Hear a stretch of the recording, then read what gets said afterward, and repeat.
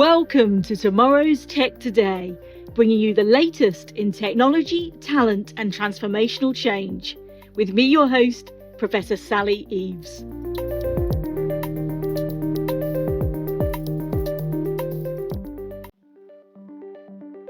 Hi everyone, and a warm welcome to this cybersecurity special.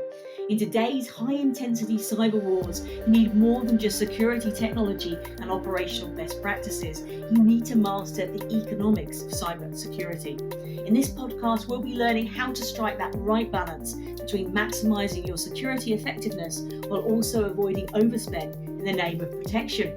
So joining me today is a pleasure to welcome Lisa Washburn, who is Senior Director of Product Management at Secureworks. We'll be sharing how organizations can best protect themselves from those looming threats of ransomware and cyber breaches, while also maximizing their existing security and IT investments.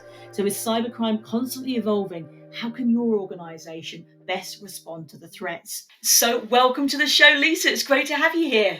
Thank you. Oh, my pleasure. So I always think as a starting point for our conversation today, can we find out a bit more about you, the person, behind the tech, so to speak? I'd love to hear a little bit more to share with our audience about your current role, but also maybe a moment that mattered along the way. I'm sure it inspired many of our listeners. Great. Yes. So thank you so much for having me here. And I'm happy to share a bit about myself and my journey.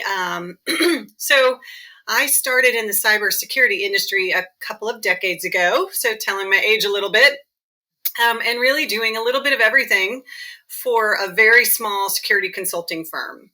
That firm was actually acquired by quite a successful cybersecurity product company.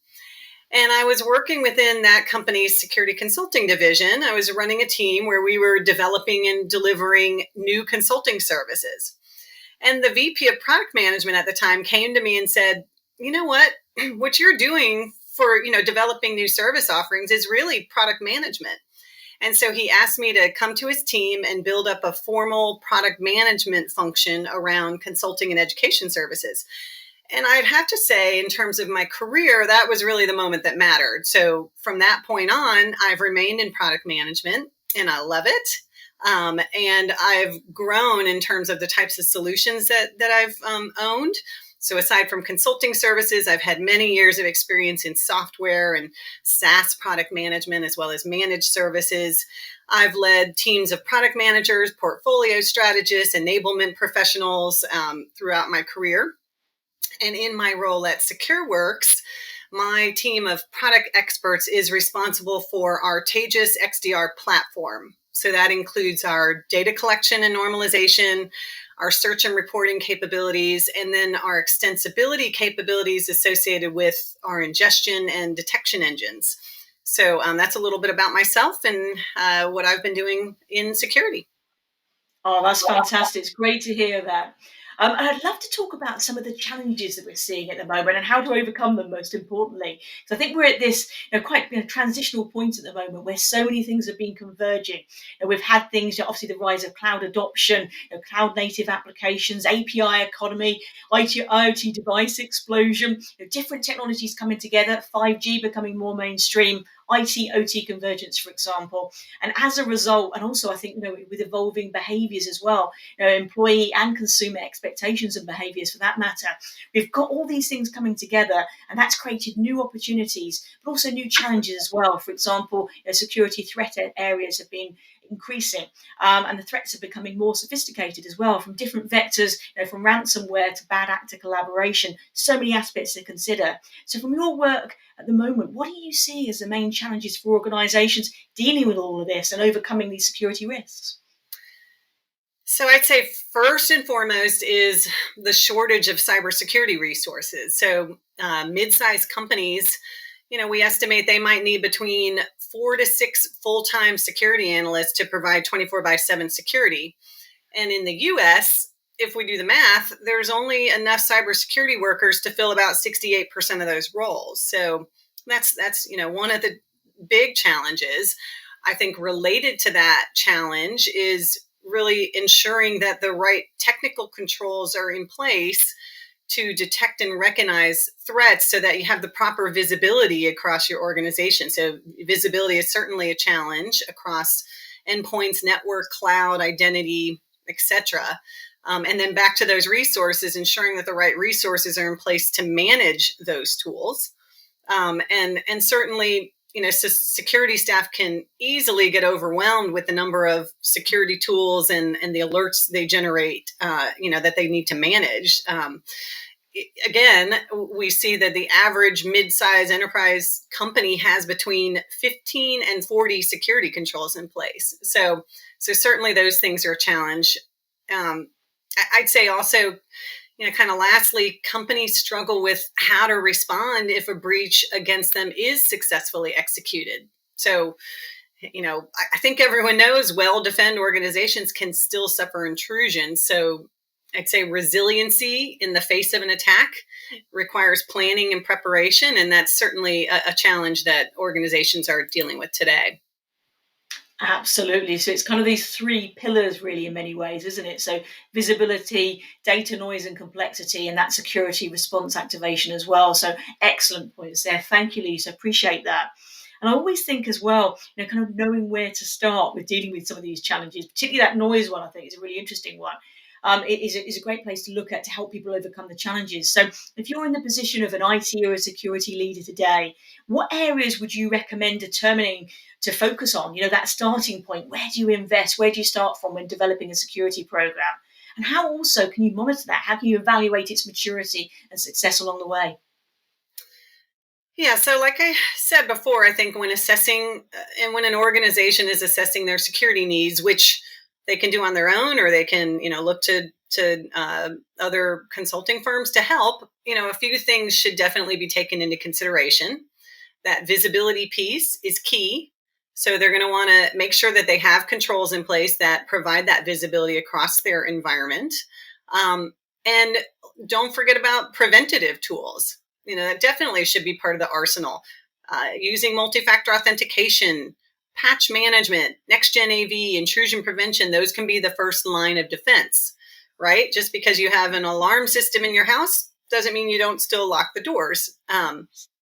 Another important consideration for security investment is ensuring that they have access to timely and actionable security intelligence. The threat actors, they change and grow and evolve over time, and so it's important to stay on top of the new threats and potentially adjust your security plans and your investments for changes in that threat landscape. Absolutely. Yeah, I think also, as I mentioned earlier, the shortage of cybersecurity professionals. I think it's important for IT and security leaders to do an inventory of their people resources, determine if they have enough people with the right skills to support their security program. And another important aspect is they should make sure that they are planning for continual education and upskilling of those resources. One, so they don't get taken away by other organizations that need them, and two, to keep their skills sharp. And organizations may consider filling resource or talent gaps by engaging with service providers, etc. Or if there's certain tasks and resources that might be cost prohibitive to staff, like targeted threat hunters, incident response professionals, that's certainly something that IT leaders should look to outsource. You asked about how to measure success. I think the measure of success is not only looking at metrics that demonstrate potential threats that were avoided, but how quickly and effectively the program is able to respond to and minimize the impact of any incidents is also very important. Absolutely. I think those are great points there. And also on that people factor as well, potentially looking at the satisfaction with teams and churn rate, for example. I read something that was quite startling a few weeks ago, and it was looking at women in particular with roles in the cybersecurity industry. And it was kind of saying that love for the role was so high, well into the 90%. But actually the churn around that role was higher, equated to other people from a diversity of experience, for example. So it's such a huge area to look on. So many measures we can look at there in terms of that success. I think you're absolutely right. Really great points. And diving into that kind of education piece, into I can say that again. And diving into that education piece in a little bit more detail as well. I think research matters as well. I've got a bit of research hat myself, and I was really impressed with your new report, the Secureworks latest State of the Threat report, detailing lots of predictions for 2022. An absolute mine of information, I would say, that you can make really personalised to your organisation, right through from SME all the way through to enterprise. I wonder if you could share with the audience kind of your nuggets, your key takeaways from that report, where to look to first.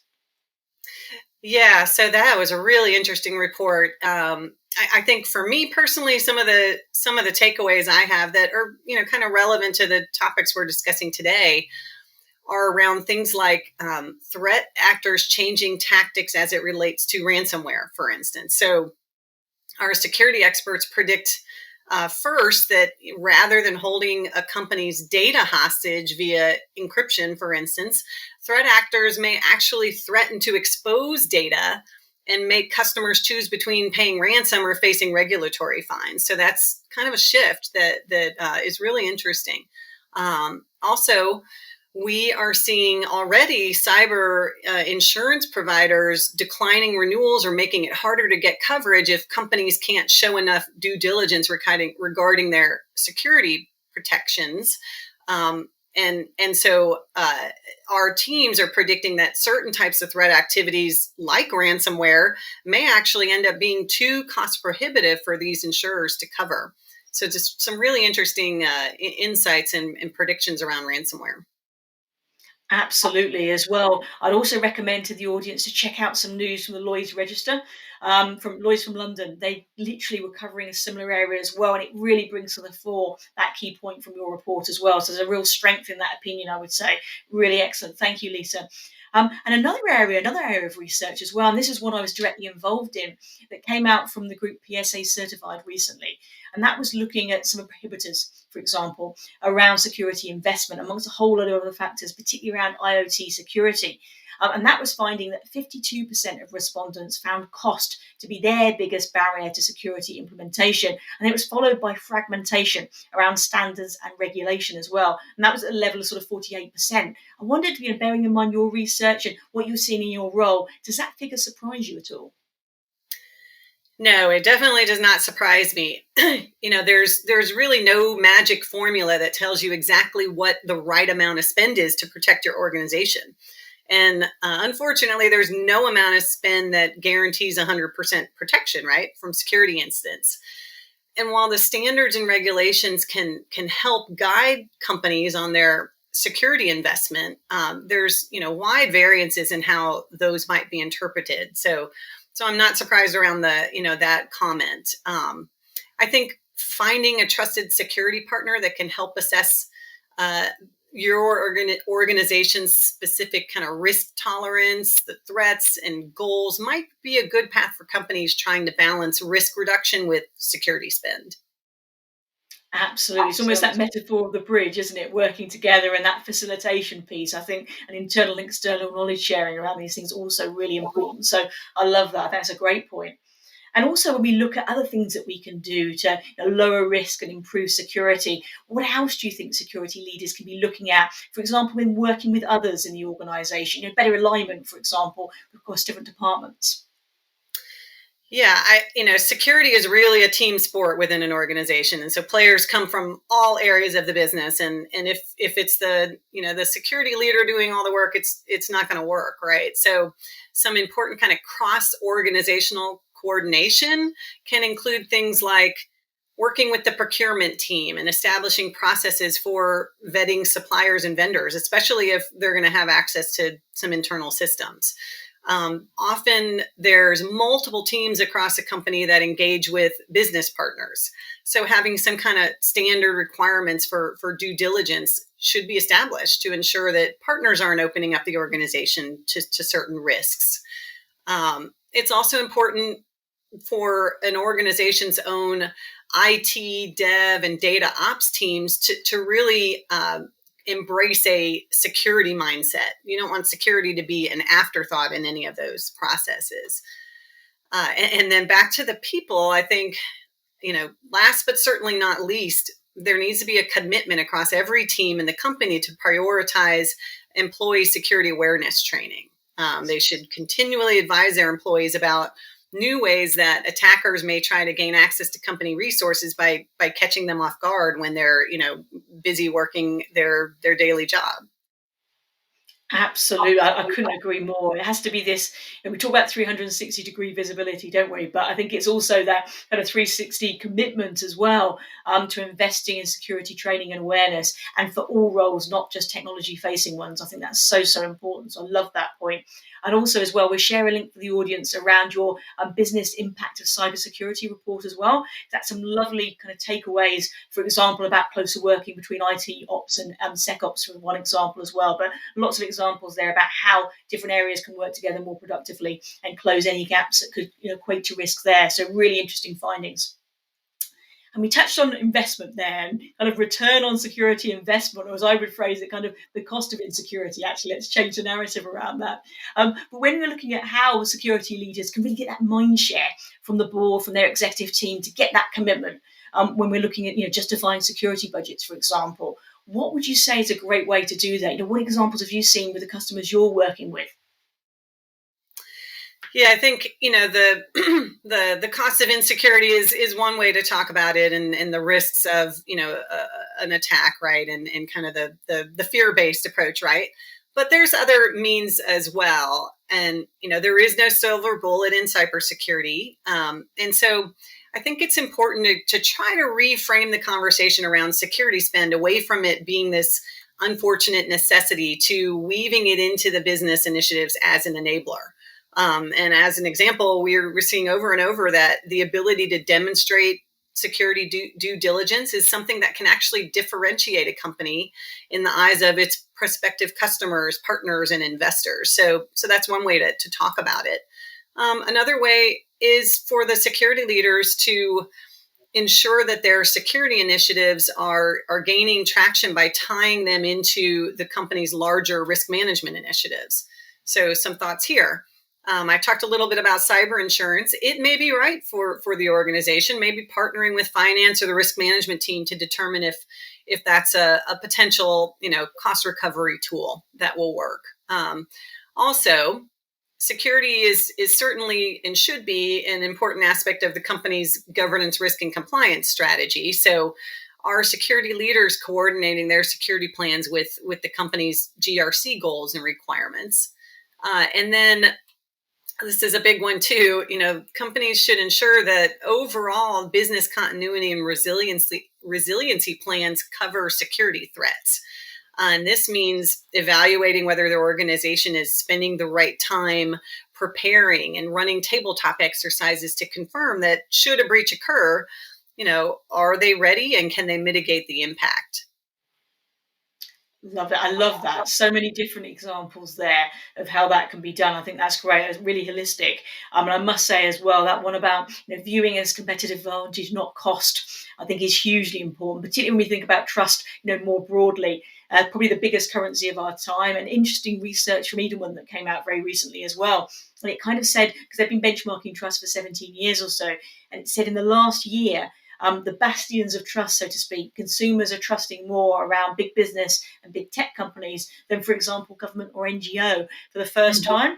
So there's a big, it's a big conversation. This, so organisations that are leading the way around investing in security, privacy, compliance, governance, etc., that will breed its own shared value in terms of building that trust as well. So I think not as a cost, security as a shared benefit, as a shared value, and a driver of competitive advantage over time as well is certainly a strong aspect to cover. So thank you, Lisa. That's fantastic. And I'm going to use a little expression. We use this in the UK a lot about mind the gap. It's one of our little phrases we use a lot. And it's often used in referring to security and cybersecurity more broadly. So I wonder when you're looking at the gaps, things that people might be missing, making the invisible visible, so to speak. What do you think is being missed most when we look at companies' risk assessments today? For example, social media accounts not being included, or even those of CEOs, for example. I'd love to see what you're seeing as those key areas where we maybe need to look more closely and bring those to the fore. Yeah, the majority of threats that result in a breach or compromise can probably have been detected by traditional security controls like firewalls and antivirus. So, we need to make sure that we're not leaving behind traditional means of protection, right? But that being said, attackers get creative when trying to find a weak link. So you give great examples, targeting social media accounts or launching CEO impersonation phishing attacks. Some of those things come down to that security awareness training. It should not be overlooked. And best practices around that even recommend testing employees periodically by doing things like launching fake phishing attacks internally and see who takes the bait. And then, of course, just, it's very hard to adequately staff for this, but standard hygiene activities like regular patching can go a long way in reducing the attack surface. So investing in tools and capabilities that help prioritize those hygiene actions is a really good investment. Absolutely. And you kind of beat me to my next question, actually, in a sense, when I was going to say, from day to day operations, what do you see being left behind the most often there? And for me, definitely patching is right up on the list. So I literally was doing a session today all about zero trust. And that was the one, again, from an audience perspective, that was coming up as a one that, yeah, it gets left behind. So what are you seeing there aside from patching, perhaps? So I'll stop you there because I think I combined those two questions in my last That's answer. absolutely fine. Not a problem at all. I did wonder, but I thought I would throw it in anyway, just in case there was something else you wanted to bring out, but you covered it naturally. No problem at all. I'll just Yeah, cut that sorry bit. about that. We'll Sorry about forget that that. there. No, no, honestly, it's better because it's natural. It's a natural flow. Not a problem at all. So perhaps we look now at different areas of security. I'm really passionate about bringing different aspects together. It's not just a technology conversation, it's culture, it's education, it's process, it's skills development. So I'd love to kind of stress a little bit more about these people factors, the cultural factors that must be center stage with any security program today. And I think they can make a huge difference on that return on investment that's come up quite a few times today in our conversation. So I'd love to hear more about the learning culture at Secureworks. How would you describe that, and how are you supporting education and awareness around security for all your employees and customers, of course, too? Yeah, so as you might suspect, Secureworks takes security and security awareness very seriously. And it's really baked into everything we do. So whether you work in finance or HR or in a technology role at Secureworks, security is part of what you do and think about every day. Our IT, dev, and SecOps teams, bake security into their processes, including, vulnerability testing and remediation, red teaming, threat hunting activities. And actually, all our internal teams understand that they have to partner with our CISO office as part of any new initiative. So that could be new partnership, engineering and development projects, new go-to-market activities, new vendor relationship, etc. So really is part of everything we do. And then of course, security awareness training, obviously mandatory for all our employees. For customers and our SOC team, we help to provide security context and support for our managed XDR customers. So we're, providing our customers with that ongoing, security awareness for their teams. And then we have other services that we can help with to assess and test the security posture within our customers' organizations to look for active threats. So we have adversarial testing teams, our incident response, and our threat hunters that we can partner with customers to bolster their security. Fantastic. The power of education, but also the power of partnership there. I think that's fantastic. And if I may just throw in one final question, if we were coming back into this conversation, which hopefully we can do, later on in the year, what would you hope has changed? What new innovation may we have seen around this economics of security? Yeah, I think it comes back to, some of the stats you showed around cost being such a barrier to security implementation. I mean, ideally, we'd see cost become less of a barrier. If companies look for ways to change the narrative, as you say, on cybersecurity spend, convince their leaders or their board that security spend can be a business enabler, maybe tie that security spend into the broader risk management initiatives like I suggested, then maybe we'd see less IT leaders worried that they can't get enough security budget. Scaling security operations by partnering with a service provider is one way to lower the total cost of ownership of all those security tools that they've invested in. And then, like I've mentioned, preventative and proactive security spend, could just help organizations actually avoid expensive reactive measures. So, yeah, definitely love to see, more organizations being able to right size their security spend. That's fantastic. I think it's those key words again, isn't it? Changing the narrative around the economics of security. I think you gave some great examples throughout that, not just from a technology standpoint, but from many human ones as well, that exactly how to do that. So, Lisa, thank you so much for joining us today. It's been an absolute pleasure. Thank you so much. It was my pleasure. Have a great day. Thank you. And thank you all for listening as well. And we'll definitely be sharing more of the examples from our conversation today and some of the research, for example, as well. So you can find out more and dive into more of the details we discussed in today's episode. Thank you all for joining.